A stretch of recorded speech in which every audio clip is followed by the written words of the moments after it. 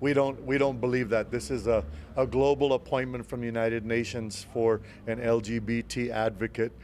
He's expressly stated, I'll read off of his own comments of what he said are his target goals and what he's going to do. To push for decriminalizing same-sex relationships in the nations. That means he's going to go after the 70-plus nations that have laws that criminalize same-sex behavior.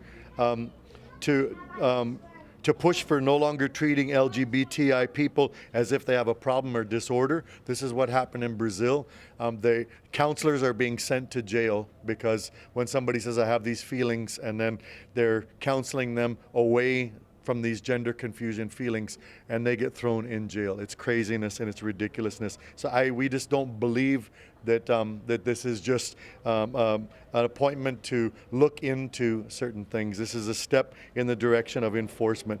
Officially recognizing people's gender identity status. What that means is policy, laws in nations to require nations to recognize a different gender for their driver's license, for probably passports, birth certificates, all these kind of things.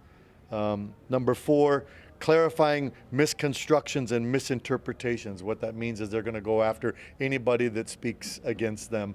All right, and we're already seeing this happen. And then the last one, which we find terribly offensive, which is integrating sexual orientation and gender identity empathy into curriculums from childhood and onwards. What that means is what's being pushed from the United Nations level is comprehensive sexuality education, which is basically, it's terrible. Homosexual and heterosexual pornography to primary school kids. There's been a strong pushback on this area. So this is just somebody who's going to look into these areas.